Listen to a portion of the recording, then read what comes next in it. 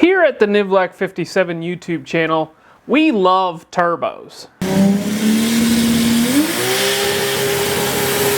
But today we're going to go beyond the basics on how to install a turbocharger into your car.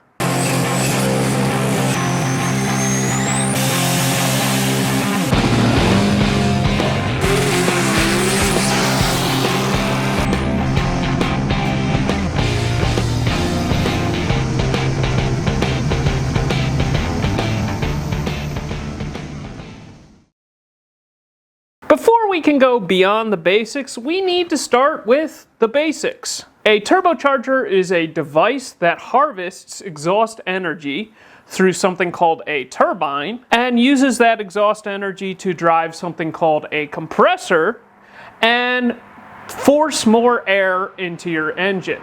They come in many shapes and sizes and have very different capabilities based on that. They have three main parts: the compressor, the bearing system, and the turbine. So let's get into it.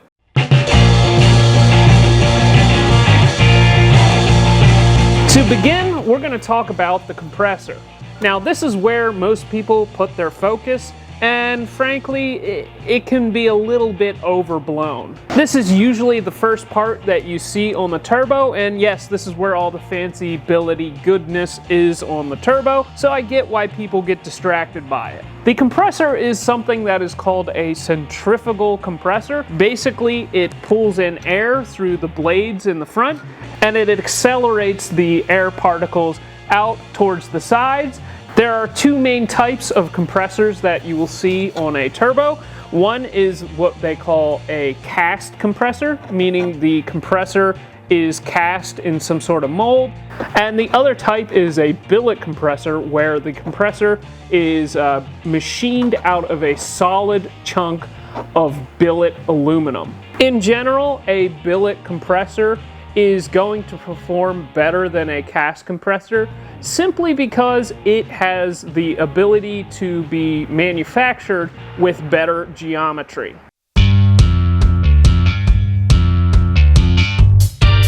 Next, let's talk about the bearing system. In most applications, you will see what is called a journal bearing, and that is what this turbo is here. In most cases, the journal bearing turbos are air-cooled, but sometimes you will see little water ports on the sides of them where you can water cool them. The next type of bearing system is a ball bearing system. That is actually what we just installed on my Ford Fairmont, which you see in the background here. And basically that has a ball bearing system which supports the wheels in the turbo. And it is better because it will take less rotational friction to spin the bearing system, which will allow your turbo to spool up faster and be more efficient.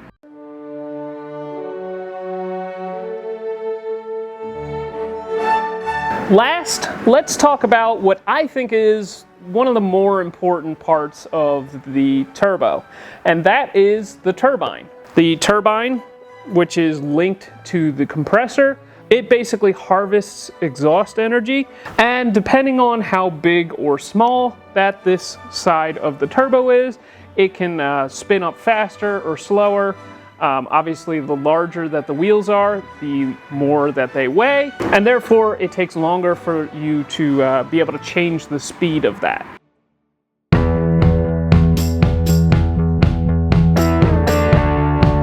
So what size turbo do you need? This is a turbo that is on the smaller size. This is a 5976E, and in general, depending on your manufacturer, they will have some sort of horsepower rating that you can look up, and that will basically tell you what the turbo is capable of. In the case of this turbo, it is rated for 620 crankshaft horsepower, but you should know that there is a known phenomenon where larger engines typically are not able to get the same amount of horsepower out of a turbo as smaller engines. To give you a real-world example, this Precision 5976E we actually installed onto our Sunbird first, and it had a 5.3 liter in it. With this turbo, the most amount of boost that I was able to make with it was 12 pounds of boost. And I actually got my very first 10-second pass with this turbo.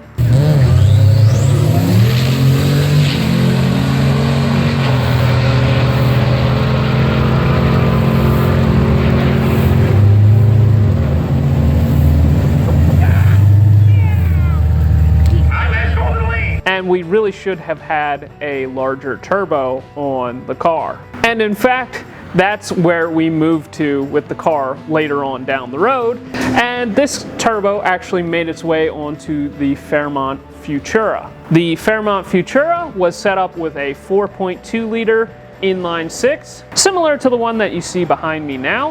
And with this same exact turbo on a smaller engine that is more efficient, we were easily able to get into the 9s, and we hadn't even turned up the boost the whole way on the turbo. We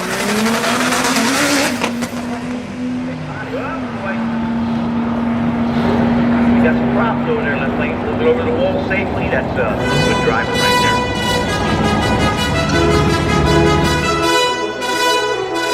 there. So clearly, the same turbo was able to make more power on the smaller, more efficient engine. In the case of my Fairmont, which is sitting behind me now, we are shooting for 1,000 wheel horsepower, but we went a little bit overkill with the turbo, and we put a Precision 7675 turbo on it, and they are rated for 1,350 horsepower. Now you also have to think about drivetrain losses. On this car we have a Turbo 400 and a Ford 9-inch, which are both known to rob a decent amount of horsepower. We normally use 15%, so if you take 1350 times 0.85, that should give you what the actual horsepower you can expect to see at the wheels. As you can see, we are well above that in this particular case, and it's probably good to give yourself a little bit of safety margin.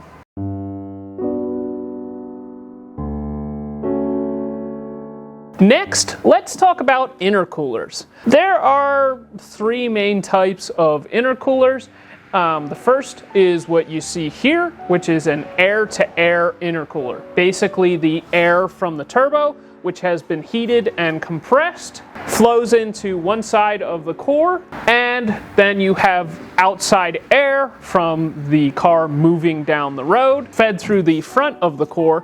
That cools the incoming air from the turbo, and it exits out the other side and into your engine. So you have air, which is cooling your air from the turbo, hence the name air-to-air. This is my favorite type of intercooling, but you have to be careful because if you install something that is too restrictive or too small into the system, you can actually cause a massive restriction, and in some cases you'd be better off without it. The next form is what is called a water-to-air intercooler. Now it's very similar to the air-to-air, but in a lot of cases it's in a smaller package, and it is basically using water to cool the air from your turbo. You will see this on lots of very high output applications, and that is because it is very effective at taking temperature out of the air from your turbo. In a lot of cases, people will actually put ice into that system and try to get the water down to as low of a temperature as possible. This really is a superior setup to an air-to-air system, but you have to deal with dealing with ice. You know, a lot of times, every time you make a pass, you're gonna have to pack more ice into that system, and that means you're gonna have to get tons of ice for your race day, and you're gonna have to constantly be checking that system, and it's generally just annoying. Whereas an air-to-air, you just go up, make a pass, and let the car cool down, and then go up and make another pass, and you don't have to worry about it. The last form of intercooling that we're going to talk about today is a fuel type intercooler. A lot of people prefer this solution because there's no restriction from a intercooler that the turbo has to force air through. It just goes right into the engine, and you basically use fuel specifically alcohol-based fuels like ethanol or methanol, and because you're injecting so much of it and it has to change from a liquid to a gas state, it actually sucks tons of heat out of your charge air, and you basically don't need a traditional intercooler. This type of setup is actually probably the best type of intercooler. We actually did a video on running methanol in your car. I will link it in the little annotation above, so check that out.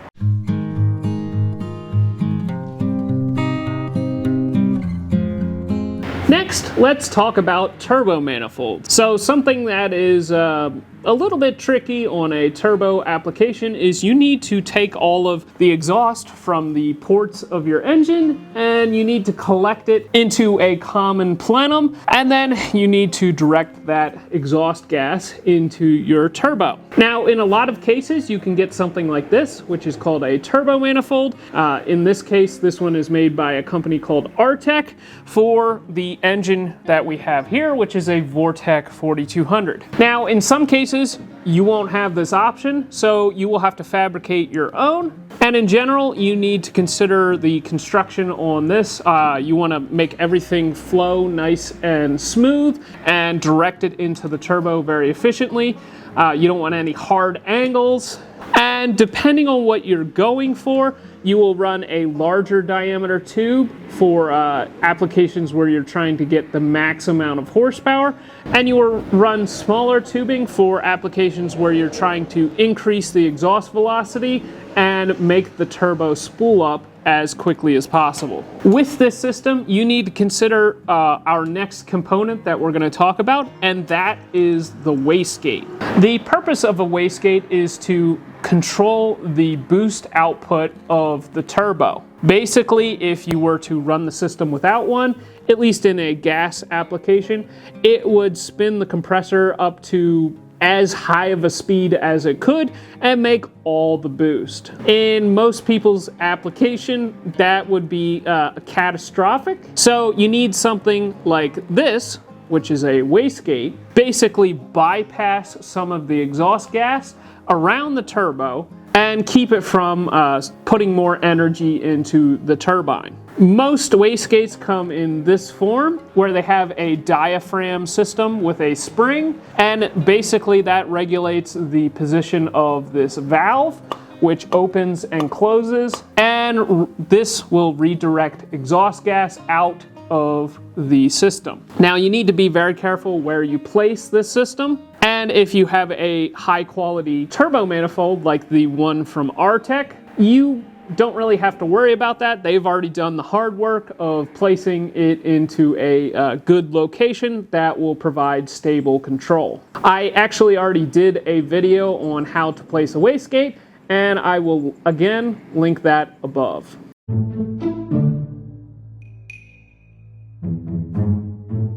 Now that we've talked about the turbo manifold, let's talk about the outlet of the turbine.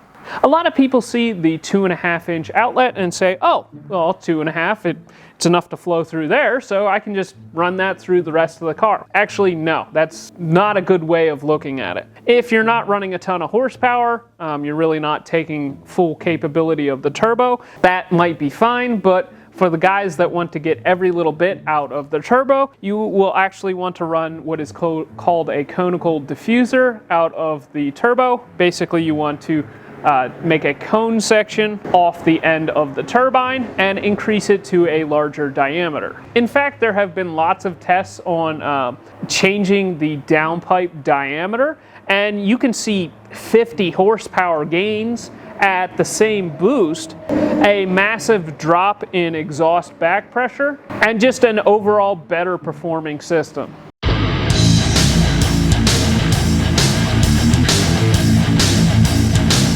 The last thing we're going to talk about is the oiling system of your turbo. Now, in most cases, you will have a pressurized oiling system, and basically how it works is it takes a pressurized oil feed that goes into the top of the turbo. It forces oil into the turbo, which lubricates the bearing system, and then it drains out of the bottom and back into your oil sump. What you have to be careful about here is if you overfeed the system and it has nowhere else to go, it will actually force oil out into the compressor side or the exhaust side of the turbo. In a lot of cases where you may have lower back pressure, you're running a much larger turbo or turbine, or a very efficient turbine like what you'll find on the Precision Turbo line, you will actually see a higher likelihood of that happen simply because the pressure in the exhaust system is lower and it takes less pressure for it to overcome the seals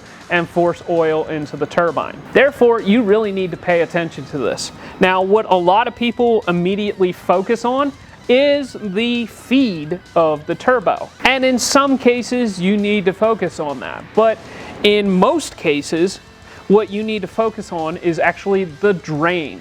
Now, the drain on your turbo is a gravity-based system. Therefore, you need to mount the turbo with enough vertical fall in the drain line in order to help get oil out of the turbo. In some cars, you may have to mount the turbo low, and a scavenge pump is a good option there. Basically, you put a pump on your drain line and you suck oil out of the turbo. But for most people, I recommend avoiding complexity there and avoiding something else that you got to worry about failing. And you run a good gravity drain. You should really run a drain that is at least a -12 diameter or 3/4 of an inch. And we really need to talk about the type of drain flange that you use as well. In my hand, I have two drain flanges. The one has a very hard step for where the drain comes out of the turbo, and the other one has a very nice machined transition to basically take it from the square shape of the drain to the circular shape of the oil drain. Now, the other type of drain flange that you will commonly see is the type that actually has a screw-in fitting. You need to be very careful with this type of arrangement because most of the time they put such a small NPT fitting into that drain setup that by the time you screw a fitting into it, you'll see a very small diameter on the drain flange along with some pretty hard steps, and it's just not good for an efficient drain. Next, let's talk about where the drain goes. Now, to start off, you can't have the drain going into the pan below where the liquid level of the pan will be. Next, you have to be careful about the windage of the crankshaft. On this particular application, we have mounted the turbo onto the right side of the engine, and since this is a clockwise rotation engine, the windage from the crankshaft is going to be directing windage up towards and into the drain. You have to be careful here because that can actually cause the drain to back up when you're spinning the engine at 14 bajillion RPM. Therefore, what I love about these 6-cylinders actually is they put a wall in the pan to basically keep the windage of the crankshaft away from what is actually the head drain area, but it also provides a good area for you to drain your turbo oil back into the oil pan. Another thing to look at if you're seeing oil push past into your compressor or your turbine is crankcase pressure. If you don't have adequate venting on your engine, you will see elevated crankcase pressures. If you see elevated crankcase pressure, that pressure will actually be fighting your turbo drain from putting oil back into your pan, and that could be your entire issue. In rare cases, you will actually have to restrict the feed for the turbo, which is the scenario that I recommended avoiding at the beginning, but it does happen. So I would recommend you look at your drain system first, then if all else fails, you may have to put a restrictor on it. So that's all we have time for today. I hope you guys got a lot of good information from today's video. Make sure that you like and subscribe. Leave a comment on if you think there's anything that I missed. Like, comment, subscribe, maybe hit the join button if you feel like supporting the channel, or buy a t-shirt links in the description, and we'll see you in the next one.